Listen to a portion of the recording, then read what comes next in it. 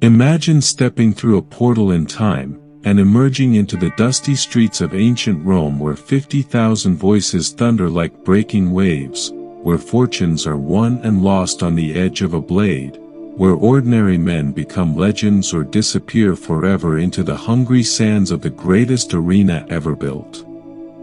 Tonight, we're about to embark on an extraordinary journey, one that will take us deep into the hidden world of the gladiators, those mysterious warriors who lived in the razor-thin space between immortal fame and sudden death.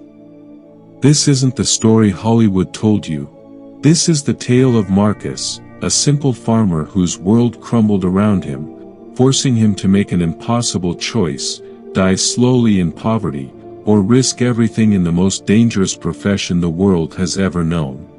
We'll walk beside him as he transforms from a desperate man clutching at survival into something Rome both worshipped and feared, a master of the arena. Feel the Mediterranean sun on your skin as we enter a world where slaves could become more famous than senators, where friendship was forged in blood and sand, where death was both enemy and teacher. We'll discover the secret rituals that kept these warriors sane, the brotherhood that sustained them, and the strange honor they found in a life that society both celebrated and despised. As you settle into comfort, let yourself be drawn into this ancient adventure. We'll explore training grounds where every lesson could mean the difference between glory and the grave, walk through Rome's streets where gladiators were treated like rock stars, and stand in the sacred circle of the Colosseum where human courage was tested against the ultimate stakes. This is the story of how ordinary people found extraordinary meaning in the most unlikely circumstances, and how their legacy of courage echoes across the centuries to reach us even now, in the quiet of this peaceful night. The morning mist rises from the Tiber River as our story begins, not in the grand Colosseum, but in the quiet countryside outside Rome. Here, in a modest villa overlooking rolling hills dotted with olive groves, lives Marcus Aurelius Corvus, not the famous emperor, but a farmer whose world is about to change forever. Marcus rises before dawn, as he has for 30 years, to tend his small plot of land. His hands are already rough from decades of coaxing wheat and barley from the Italian soil. He knows every stone in his fields, every tree that marks his boundaries. This land belonged to his father, and his father before him. He assumed it would pass to his own son someday. But the Roman Empire is vast and hungry, and its appetite for grain grows with each conquered territory. Large plantation owners, working with slave labor, can produce wheat far more cheaply than small farmers like Marcus. The prices he can command for his harvest have dropped year after year, while his debts to local moneylenders have grown like weeds after rain. On this particular morning in 94 CE, during the reign of Emperor Domitian, Marcus discovers that his creditors have finally lost patience. The legal documents are delivered by a stern-faced clerk who shows no emotion as he explains that the farm must be sold to satisfy debts. Marcus has 30 days. This scene played out across the Roman world countless times. Economic historians like Keith Hopkins have documented how the concentration of land ownership pushed small farmers into poverty, creating a pool of desperate men who would make choices their younger selves could never have imagined. Marcus considers his options as he walks his fields one last time that evening. He could try to find work in Rome as a laborer, competing with slaves for the most menial jobs. He could attempt to join the legions, though at 45, he's considered old for a new recruit. Or, he could choose a path that offers both the promise of wealth and the very real possibility of death. The gladiator schools are always recruiting. And they pay a signing bonus. 3 days later, Marcus stands before the gates of the Ludus Magnus, the great gladiatorial school, located just east of the Colosseum. The building is imposing, thick stone walls that seem designed more to keep people in than out. Above the entrance, carved in marble, are the words that will define his new existence, death or glory.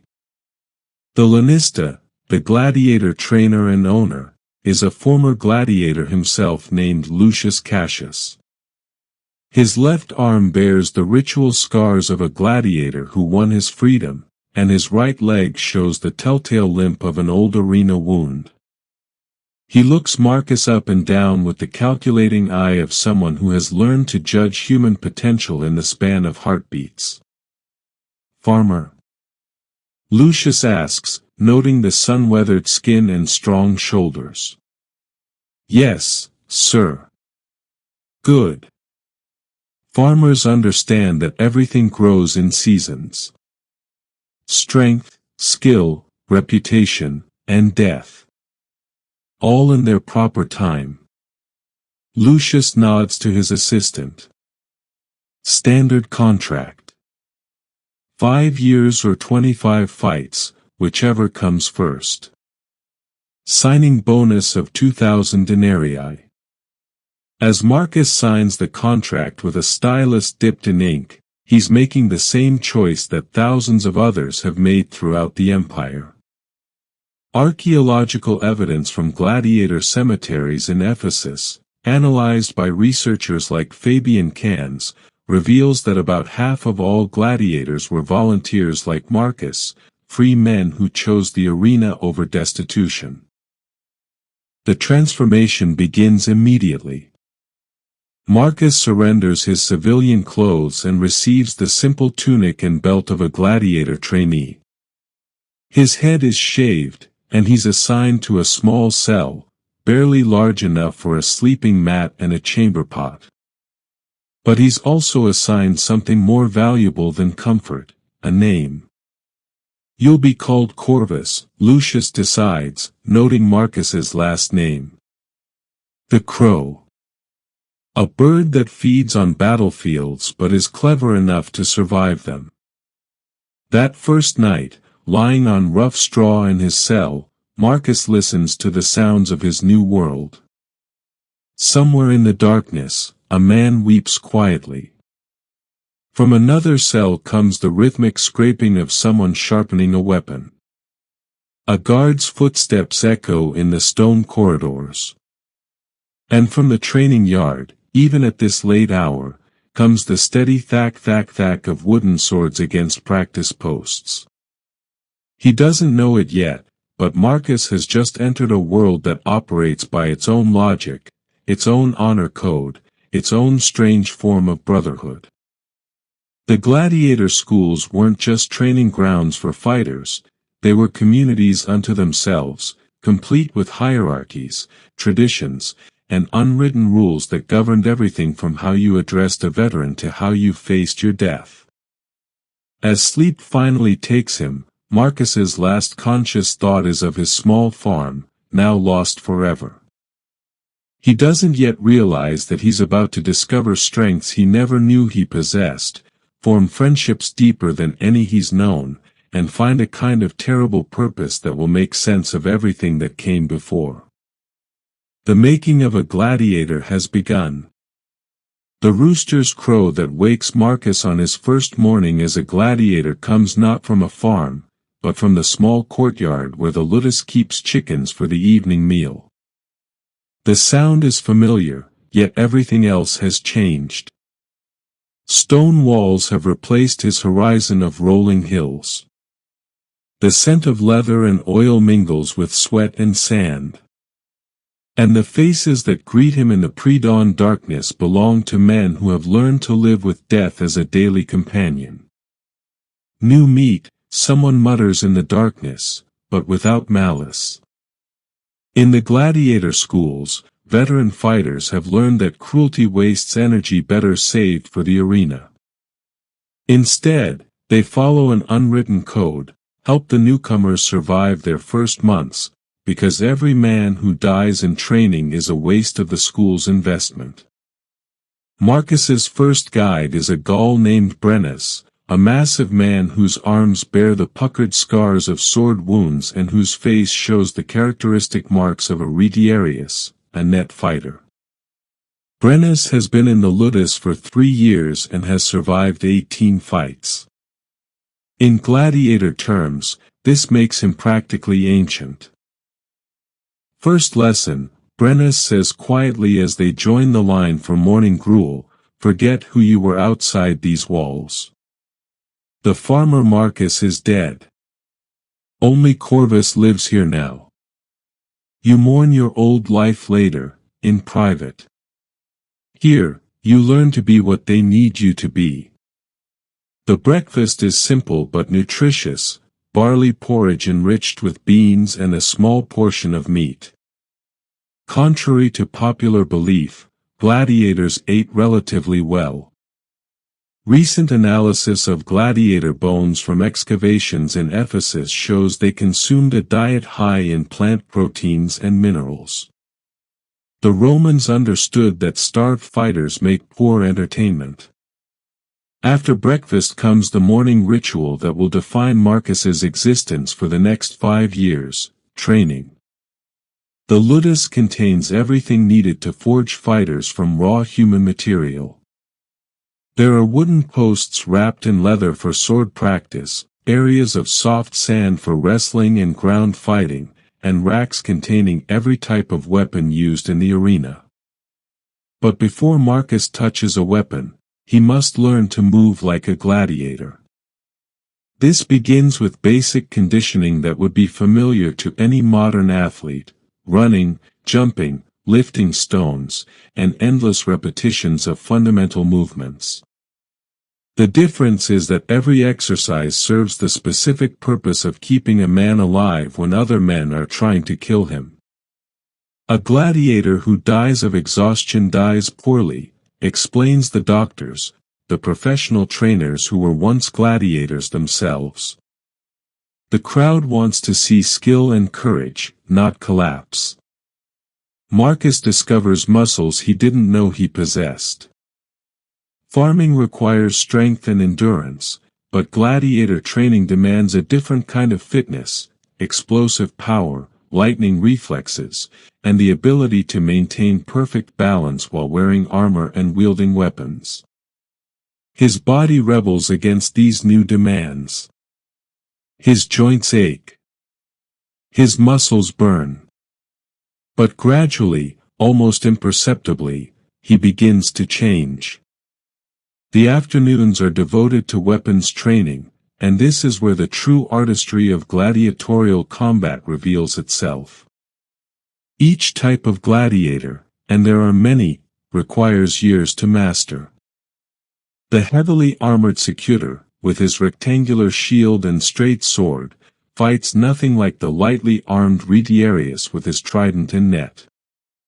The Dimacharius wields 2 curved swords in a whirling dance of steel, while the equites begin their fights on horseback before dismounting for close combat.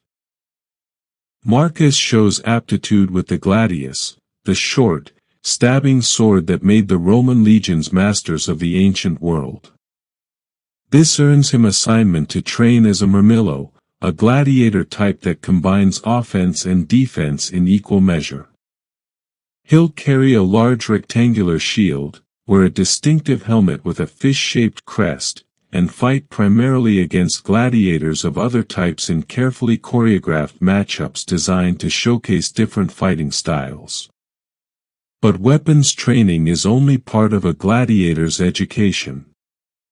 They must also learn the theatrical aspects of their profession: how to acknowledge the crowd, how to make their victories spectacular, how to die with dignity if death cannot be avoided. This isn't mere showmanship, it's survival. Crowds that are entertained are more likely to grant mercy to defeated fighters. As weeks turn to months, Marcus begins to understand the complex social structure of the Ludus.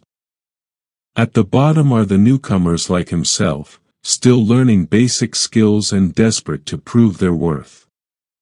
Above them are the veterani, experienced fighters who have survived multiple arena appearances and earned the right to better food, private cells, and the respect of their peers. At the top of this hierarchy are the primi paulus, the star gladiators whose names are known throughout the city. These men live almost like free citizens within the Ludus walls. They have private quarters, personal servants, and freedoms that approach luxury. Some even maintain relationships with women from outside the school, and their children are often provided for by their earnings. One such star is Gaius Maximus, a Thracian fighter whose record of 37 victories has made him famous throughout the empire. His equipment is custom-made by the finest armorers, decorated with gold and silver. Noble Romans seek his company at private dinners. Patrician women compete for his attention. Yet he remains, technically, a slave.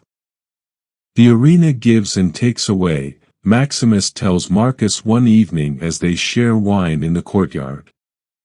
It can make you rich and famous, or it can make you dead.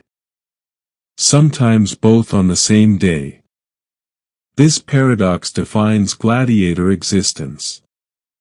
They are simultaneously the most despised and most celebrated people in Roman society. Citizens look down on them as the lowest form of entertainment, yet also idolize them as heroes. They live under sentence of death, yet some accumulate wealth that exceeds that of many free citizens. Marcus learns that gladiators develop their own culture within this contradiction. They form deep friendships based on shared danger. They create rituals and traditions that help them cope with uncertainty. They develop a dark humor that finds laughter in the most unlikely places. Today you, tomorrow me, becomes Marcus's daily greeting with his training partners. It acknowledges the fundamental truth of their existence, that any day might be their last, and that fate, not skill alone, often determines who lives and who dies. As his first year in the Ludus draws to a close, Marcus has been transformed. His farmer's soft flesh has been replaced by the lean muscle of a warrior. His reflexes have sharpened to the point where he can snatch a fly from the air. His mind has learned to calculate angles and distances, to read an opponent's intentions in the set of his shoulders or the position of his feet. But perhaps most importantly, he has found his place in the strange brotherhood of the sands. These men who share his daily existence understand him in ways that no one from his previous life ever could. They know the weight of uncertainty he carries, the mixture of fear and excitement that comes with each approaching fight, the strange pride that develops in mastering such a demanding craft. When the message finally comes that he's ready for his first arena appearance, Marcus feels neither pure fear nor pure excitement. Instead, he experiences something more complex, a readiness to test everything he's learned, everything he's become, in the ultimate crucible of the arena. The Brotherhood has prepared him as well as any man can be prepared. Now he must discover what kind of gladiator he truly is. The night before his first fight, Marcus cannot sleep. He lies on his straw mattress, listening to the familiar sounds of the Ludus, the snoring of exhausted gladiators, the occasional cry from someone trapped in nightmares, the steady footfalls of guards making their rounds. But tonight, these sounds seem different, more final somehow, as if he's hearing them for the last time. Tomorrow, the Ides of Martius, the middle of March, Emperor Domitian will present games to celebrate his recent victories in Germania. For 3 days, the Colosseum will echo with the roar of 50,000 voices as gladiators, wild beast hunts, and even a staged naval battle fill the arena with spectacle. Marcus will fight on the second day, in the afternoon session reserved for single combats between skilled gladiators. His opponent will be a veteran Thracian named Demetrius, a small, quick fighter known for his curved sword work and aggressive style. They've never met, but Marcus has watched him train through the gaps in the Ludus walls. Demetrius has won 12 fights and lost 3, a respectable record that has earned him a following among Roman citizens who appreciate technical skill over brute force. As dawn approaches, Marcus finally abandons any hope of sleep and makes his way to the small shrine that stands in the Ludus courtyard. Here, beneath a statue of Nemesis, the goddess of righteous vengeance who watches over gladiators, he follows rituals that have comforted fighters for generations. He's not alone. 3 other gladiators scheduled to fight today kneel before the shrine, each lost in private communion with whatever gods they hold dear. There's no conversation, no acknowledgement of shared fear. Each man must find his own path to courage.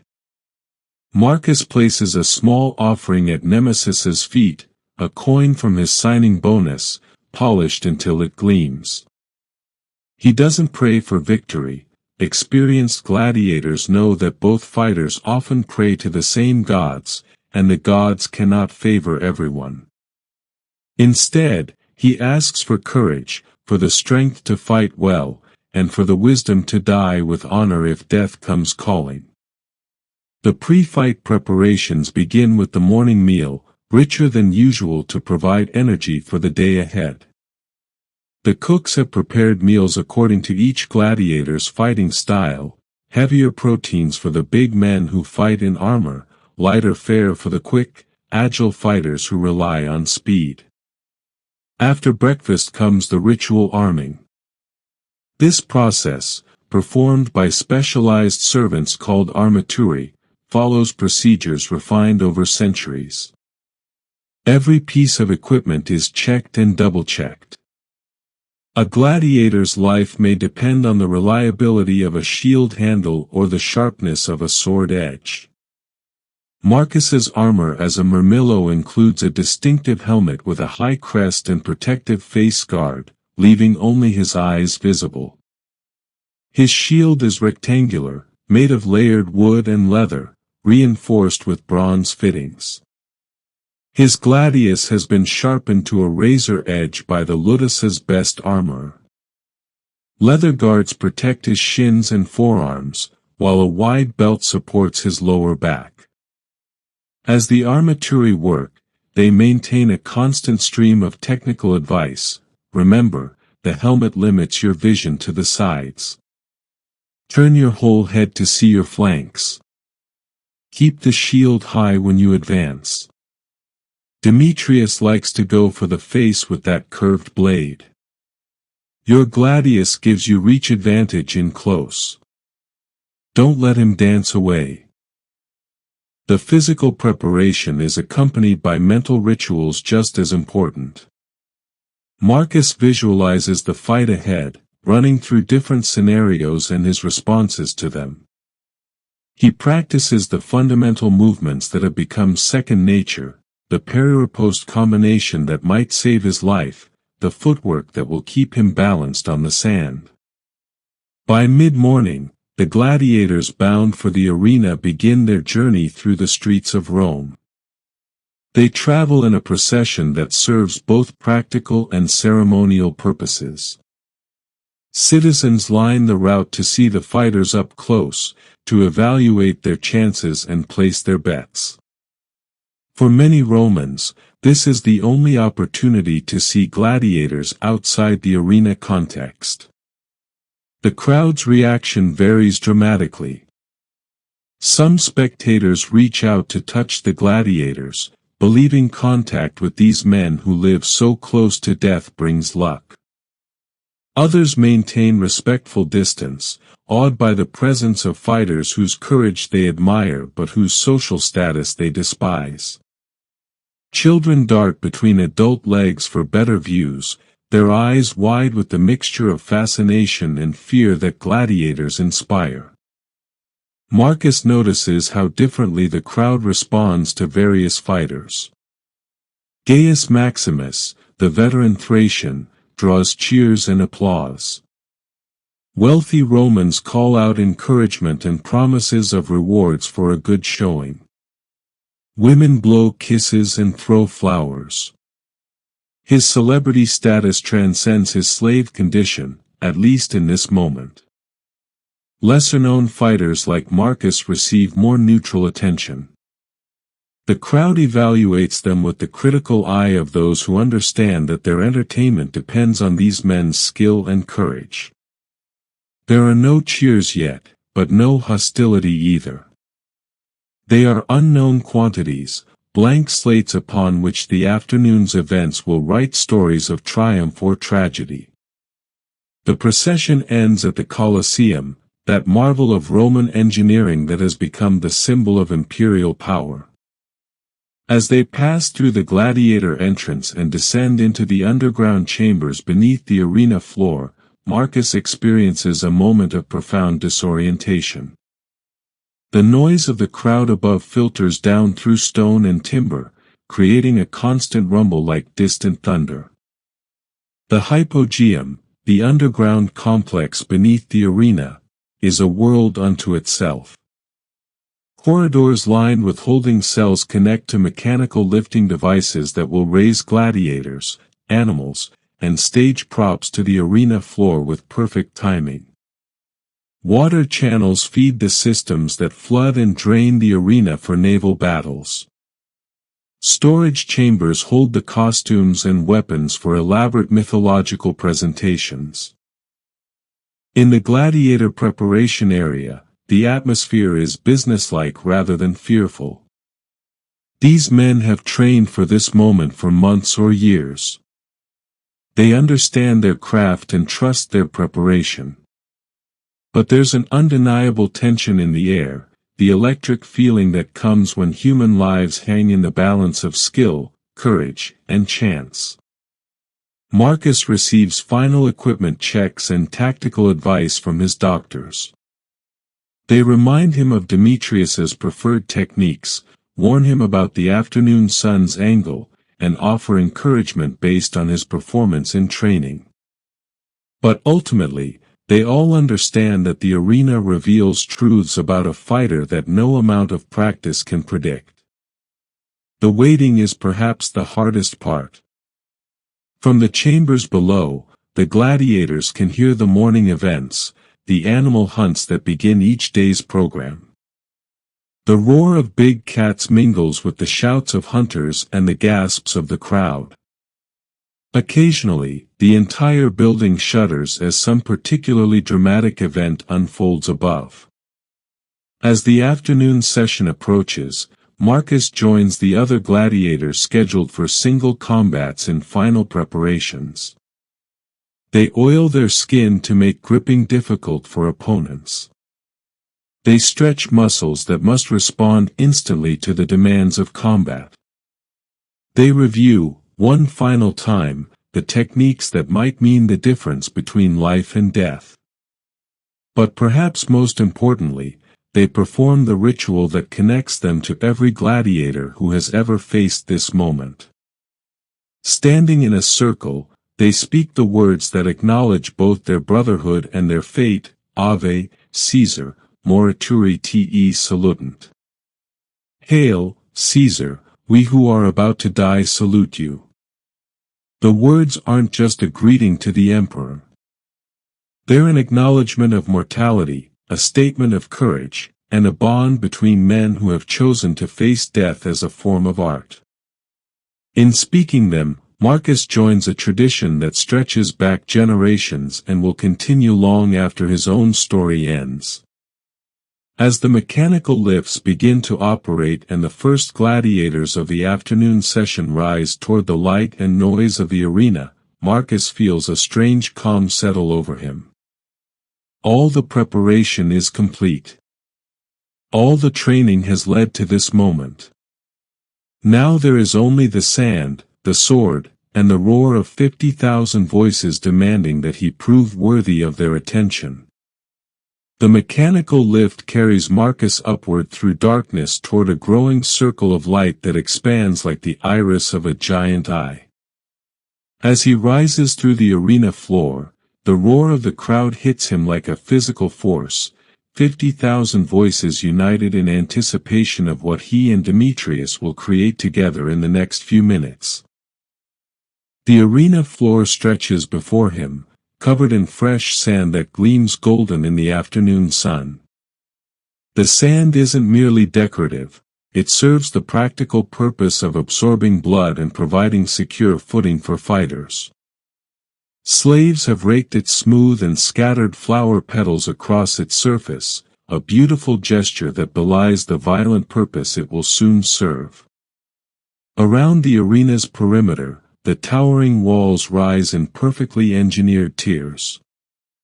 The podium level, closest to the action, holds marble seats reserved for senators, wealthy merchants, and other dignitaries.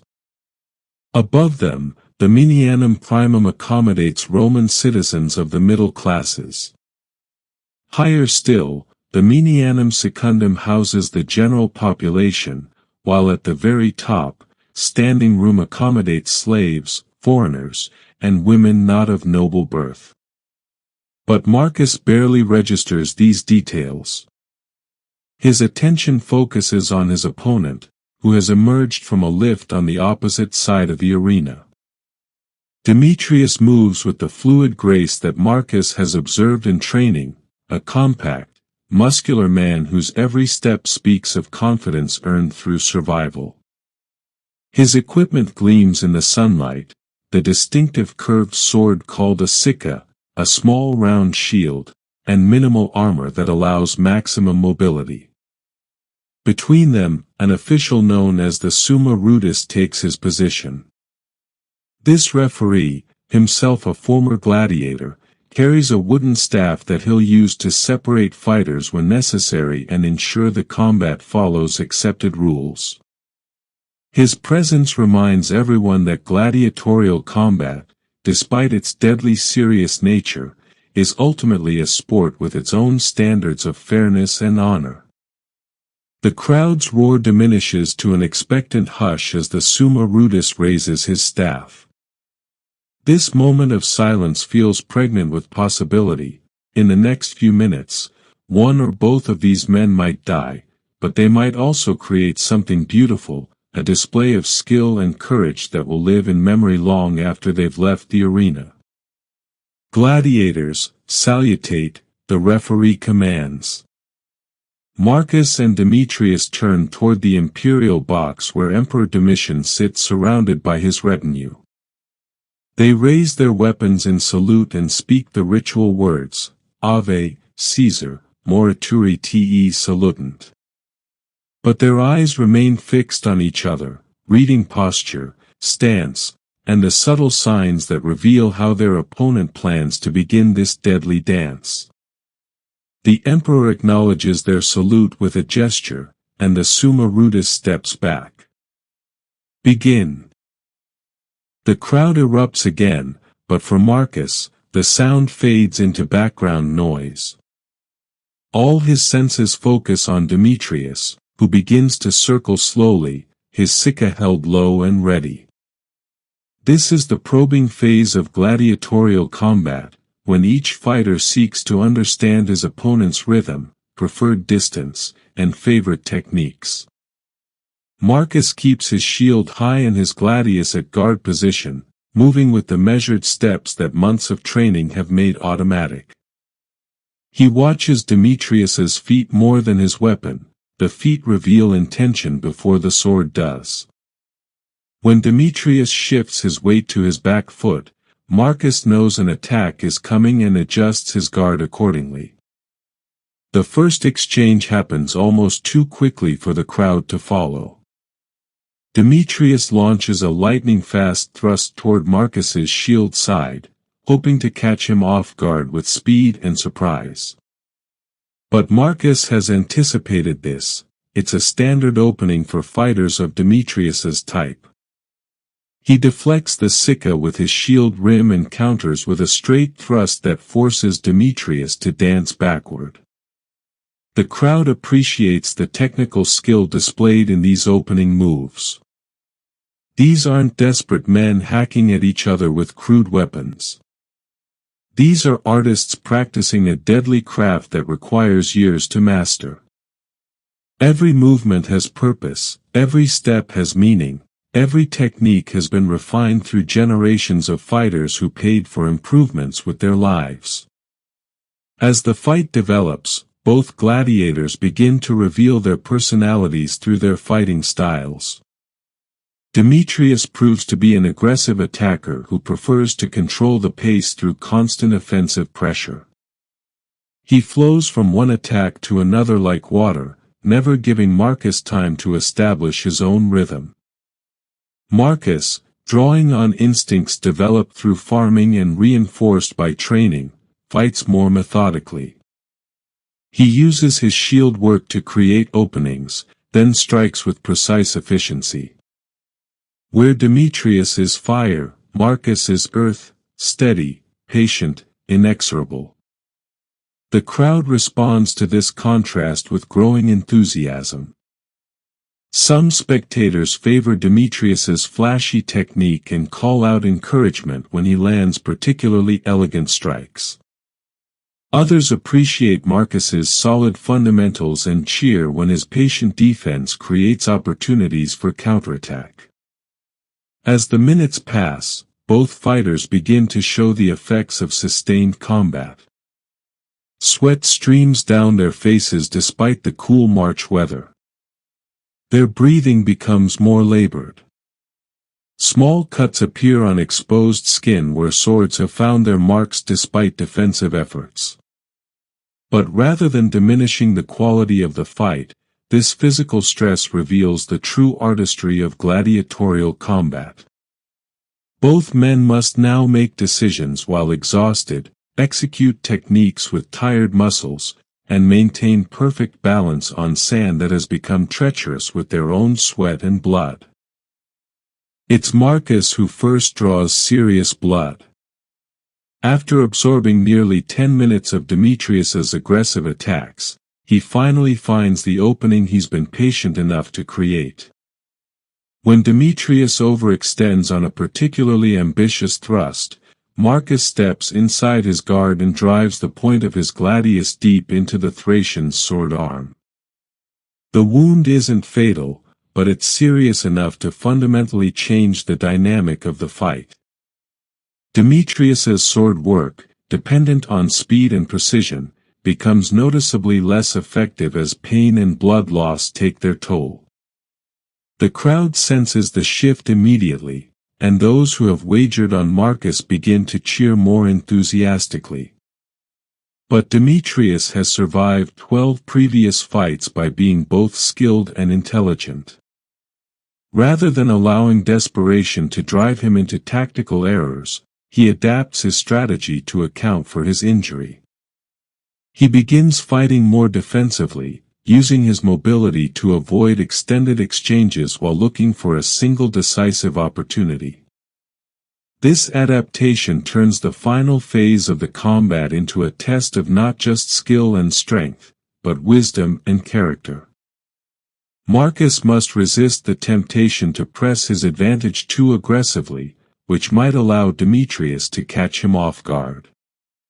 Demetrius must find a way to create the perfect opening despite his injury and growing exhaustion. The resolution, when it comes, happens with brutal suddenness. Demetrius attempts one final, desperate attack, a spinning strike designed to get around Marcus's shield through pure speed and surprise. But the move requires perfect timing and complete physical ability.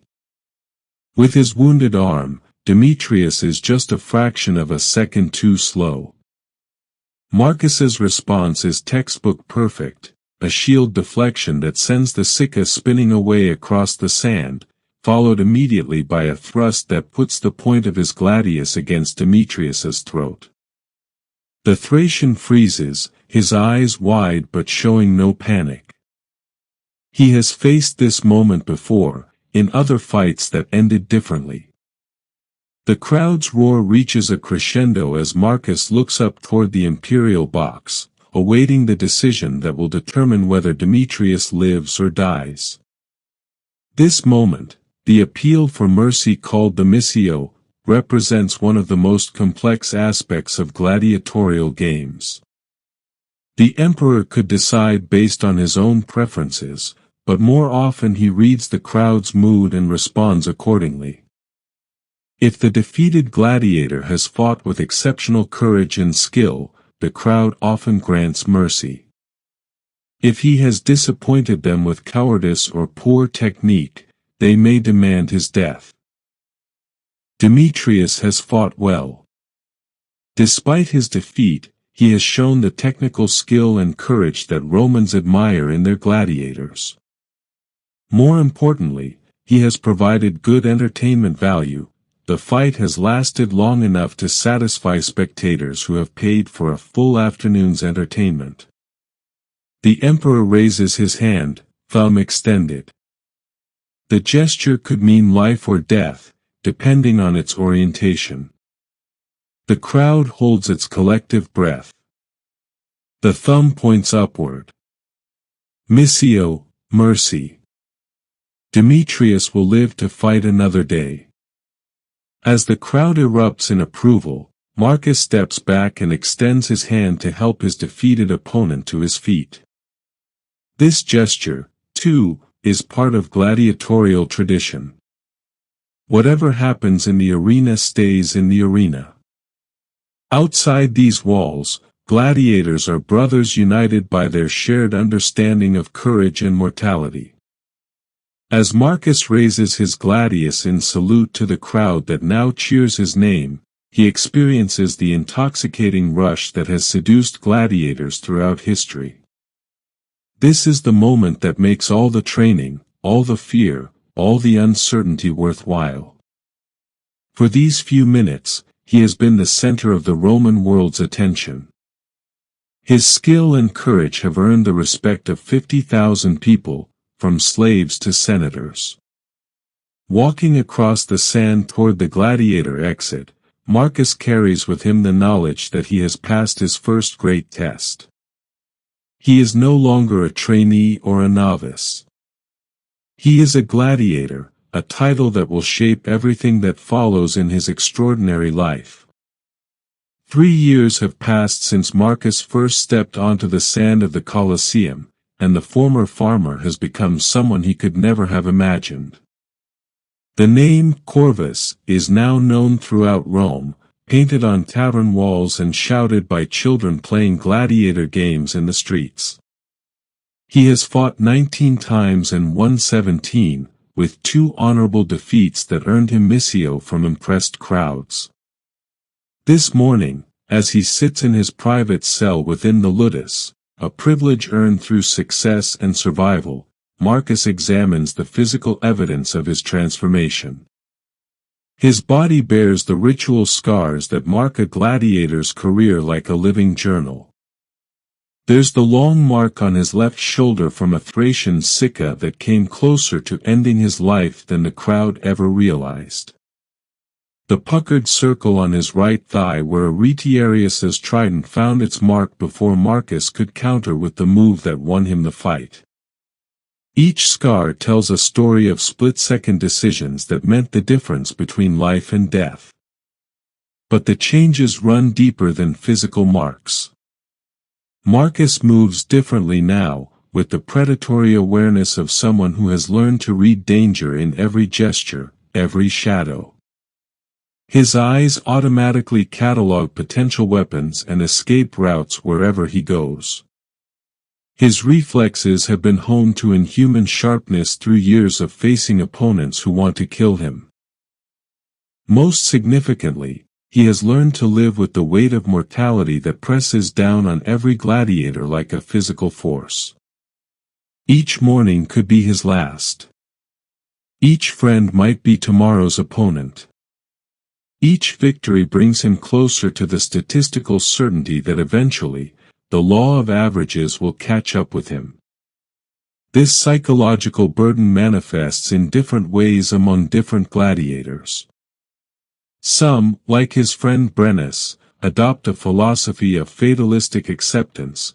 They eat well, drink when possible, and enjoy whatever pleasures they can find without thinking too deeply about tomorrow.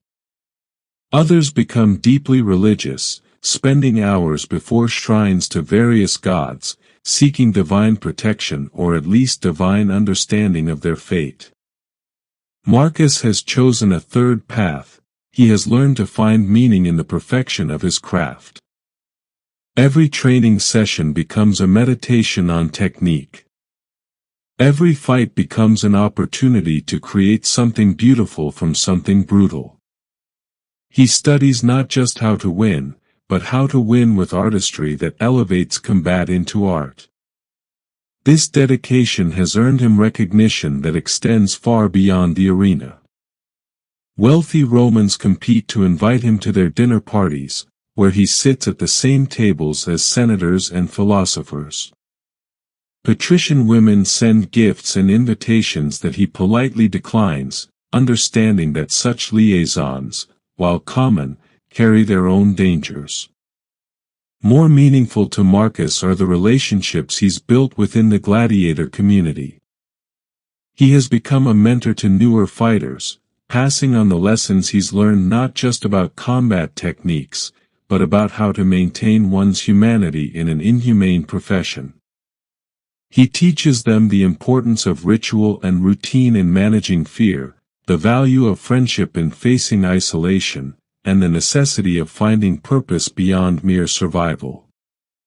One of his protégés is a young Gaul named Vercingetorix, named after the famous chieftain who fought Julius Caesar. The boy was captured during a border raid and sold into gladiatorial slavery at age 16. He possesses natural athletic ability but struggles with the psychological demands of arena combat. "I dream about them," Vercingetorix confesses one evening as they share wine in the Ludus courtyard. "The men I've killed.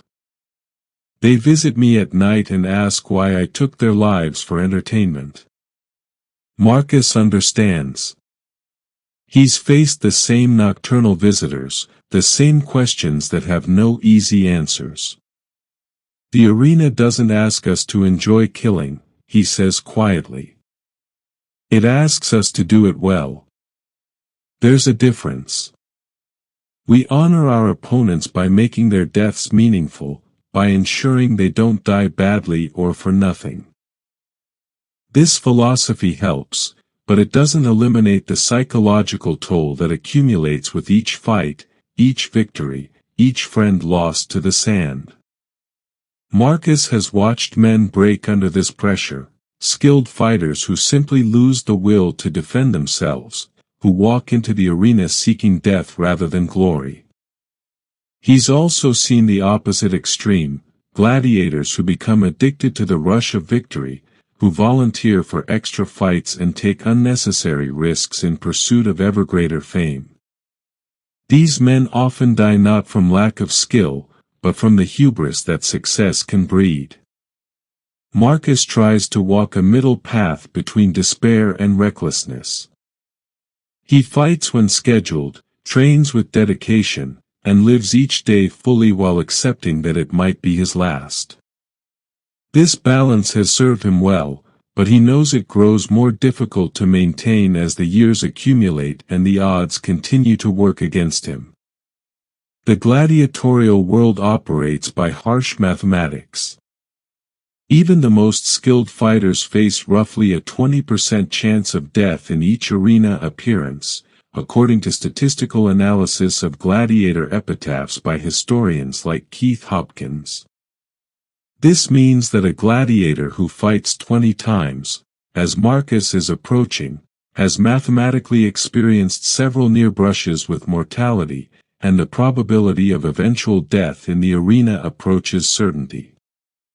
Yet Marcus continues because he has found something in this life that his previous existence as a farmer never offered, a sense of purpose that transcends mere survival. Every fight is a test not just of skill, but of character. Every victory represents triumph over fear, over doubt, over the human instinct to flee from mortal danger. This purpose becomes even more meaningful when he considers the impact his career has had on others. The signing bonus and fight winnings he's accumulated over 3 years have allowed him to purchase his sister's freedom from debt slavery. His nephew now attends a good school in Rome instead of working in the fields. The money he sends home has rebuilt his family's farm and secured their future in ways his life as a free farmer never could have achieved.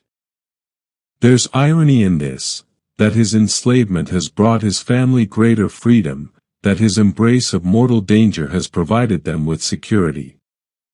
But it's an irony that many gladiators live with, finding meaning in sacrifice that benefits others even as it risks everything for themselves. The social contradictions of gladiatorial life continue to fascinate and frustrate Marcus. When he walks through Rome's streets, citizens recognize him and react with a complex mixture of admiration and revulsion. Children beg for his autograph while their parents maintain careful distance. Wealthy Romans compete for his company at social events, then dismiss him as mere entertainment when he's out of earshot. This duality is perhaps most evident in his relationship with women. Marcus receives countless invitations from Roman matrons who find gladiators irresistibly exotic, men who live constantly with death, who possess physical skills that ordinary citizens can barely comprehend, who embody a dangerous masculinity that civilized society has tried to tame. These relationships, while common, exist in a legal and social gray area. Gladiators cannot legally marry, but many form lasting partnerships with free women who are willing to accept the uncertainty and social stigma that comes with loving someone whose profession is dying for public entertainment. Marcus has avoided such entanglements, understanding that they would only add another layer of complexity to an already complicated existence. But he watches his fellow gladiators navigate these relationships with varying degrees of success and heartbreak, and sometimes wonders what he might be missing in his dedication to pure professionalism. As his 20th fight approaches, a milestone that few gladiators reach, Marcus finds himself contemplating questions about his future that seemed irrelevant during his early years in the ludus. If he continues winning, he might eventually earn the wooden sword that symbolizes freedom. But what would he do with that freedom? His skills are specific to the arena. His fame is tied to his gladiatorial identity. His wealth comes from his willingness to risk death for entertainment. Some freed gladiators become trainers, passing on their knowledge to new generations of fighters. Others invest their winnings in businesses or property, trying to build conventional lives from unconventional foundations. A few even choose to continue fighting as free men, unable to find meaning outside the arena that gave their lives purpose. These are concerns for the future, however. For now, Marcus focuses on the immediate challenge of his next opponent, a veteran secutor named Brutus who has won 23 fights and earned a reputation for methodical, grinding combat that wears down opponents through superior conditioning and relentless pressure. As he prepares for what may be his most challenging fight yet, Marcus reflects on the journey that brought him from a failing farm to the center of the Roman entertainment world. He thinks of the friends he's buried, the scars he's earned, the skills he's mastered, and the strange honor he's found in a profession that society despises yet cannot live without. The morning of Marcus's 20th fight dawns gray and cool, with heavy clouds hanging over Rome like a shroud. In the ludus, this weather is considered an omen, not necessarily good or bad, but significant. Gladiators have learned to read meaning into everything, the flight patterns of birds, the color of morning light, the dreams that visit them in the hours before combat. Marcus performs his pre-fight rituals with the measured precision of someone who has learned that routine provides stability in a world defined by uncertainty. He rises before dawn and makes his way to the shrine of Nemesis, where he finds the expected gathering of other fighters scheduled for today's games. They kneel in silence, each lost in private communion with whatever divine forces they hope might influence the day's outcome. But today's prayer feels different to Marcus. For 19 fights, he has asked the gods for courage and skill. Today, he finds himself asking for something more complex, not victory or survival, but meaning. He wants his 20th fight to matter, to represent something worthy of the years he's dedicated to mastering this deadly art. The preparation proceeds according to familiar patterns, but Marcus notices details that have escaped his attention in previous fights. The way morning light filters through the ludus windows, casting geometric shadows on stone floors. The specific smell of leather oil mixed with weapon polish that defines the armament chambers.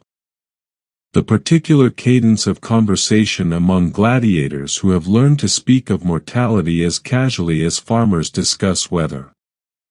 His opponent, Brutus, has earned respect throughout the gladiatorial community for his methodical approach to combat. Unlike fighters who rely on spectacular techniques or overwhelming aggression, Brutus wins through superior conditioning and tactical patience.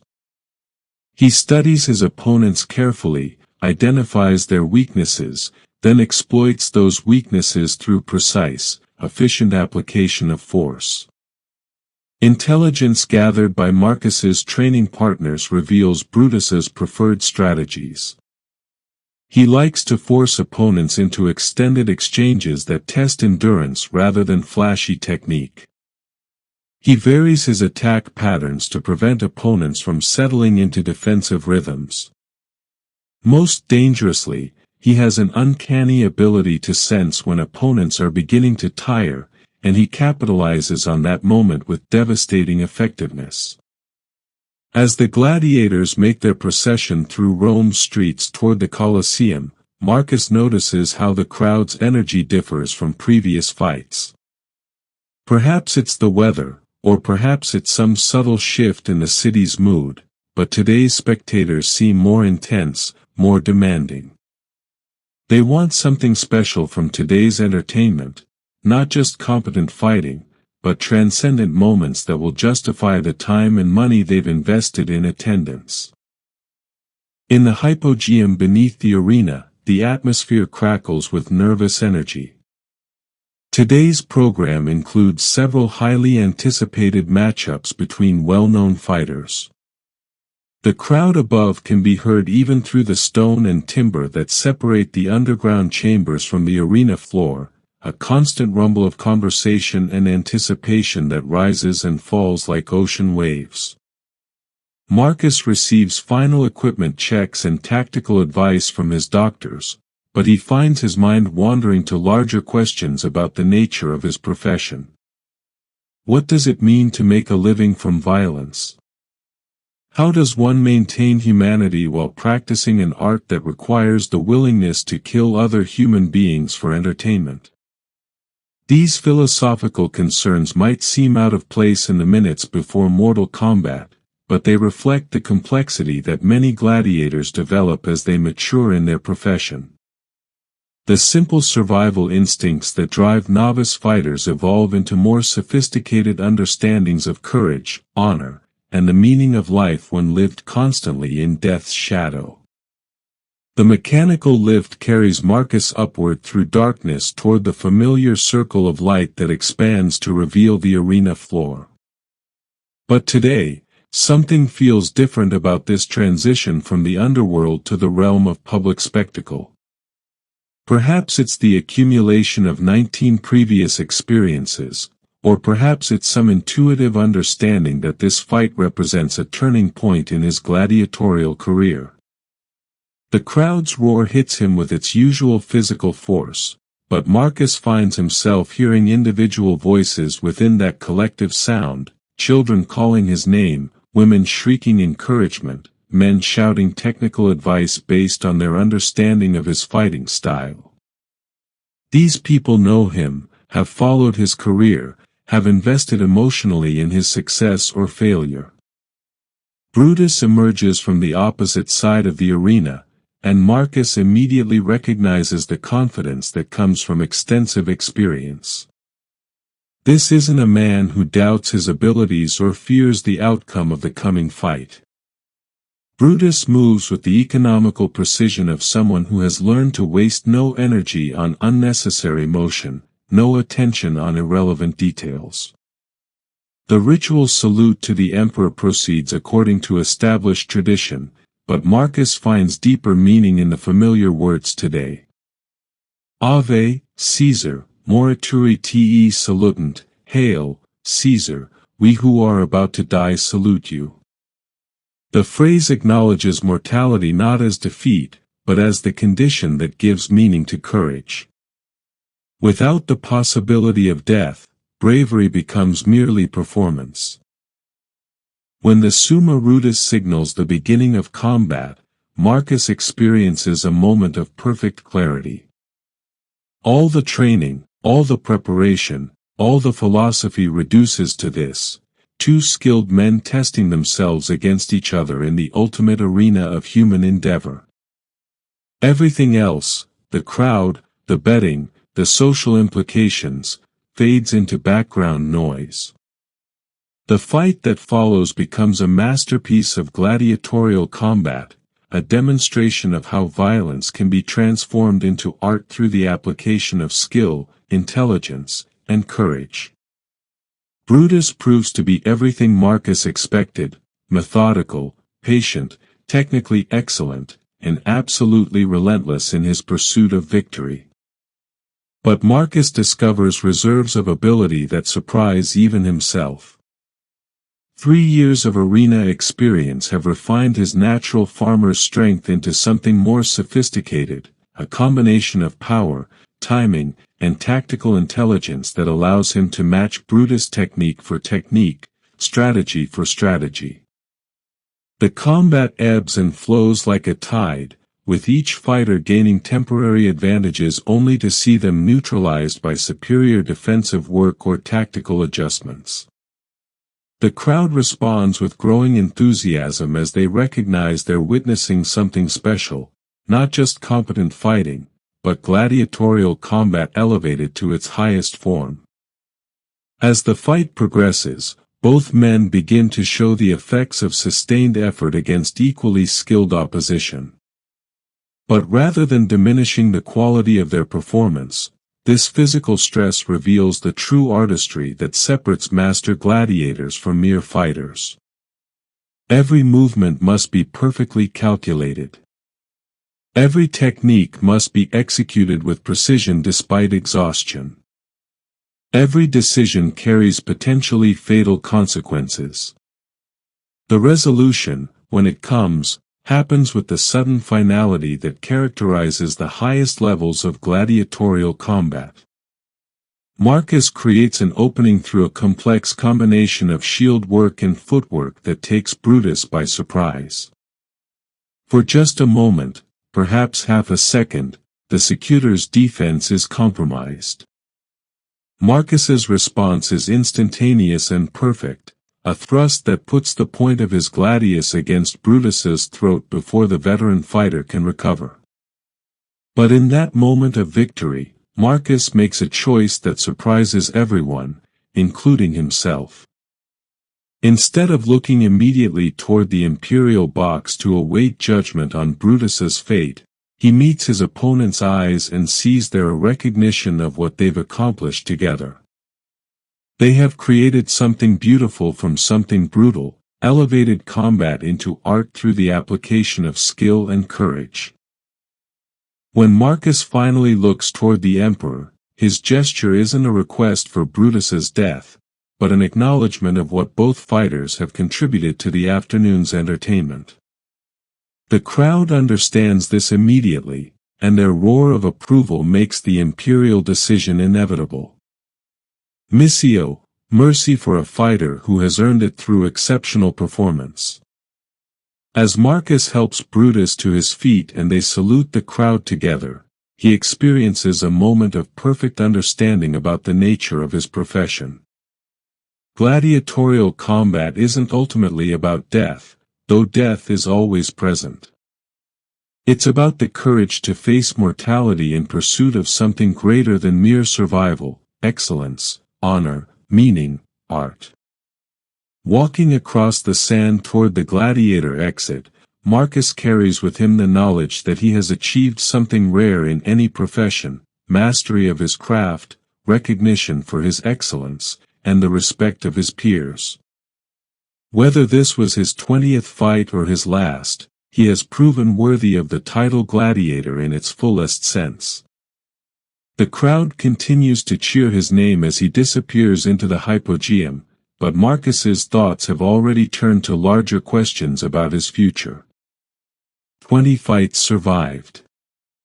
A reputation established. Enough wealth accumulated to secure his family's future. The wooden sword of freedom growing closer with each victory. But what comes after freedom? What meaning can life hold for someone who has found purpose in the constant presence of death? These are questions for tomorrow. Tonight, Marcus will celebrate survival, honor friendship, and rest in the knowledge that he has lived this day fully, holding nothing back, creating something meaningful from the raw materials of courage and skill. In the end, this is what it means to live as a gladiator, to transform the necessity of death into the possibility of immortality, to find honor in circumstances that seem to offer only degradation, to create art from violence and meaning from mortality. As the sounds of the arena fade behind him and Marcus returns to the familiar confines of the ludus, he carries with him the satisfaction of work well done and the quiet pride of someone who has mastered not just the techniques of combat, but the more difficult art of living with dignity in the shadow of death. Tomorrow will bring new challenges, new opponents, new opportunities to test himself against the ultimate standard of human courage. But tonight, Marcus rests as a gladiator who has earned his place in the long tradition of those who chose to face mortality in pursuit of something greater than mere existence. The eternal dance between victory and death continues, and Marcus has proven himself worthy of the partnership.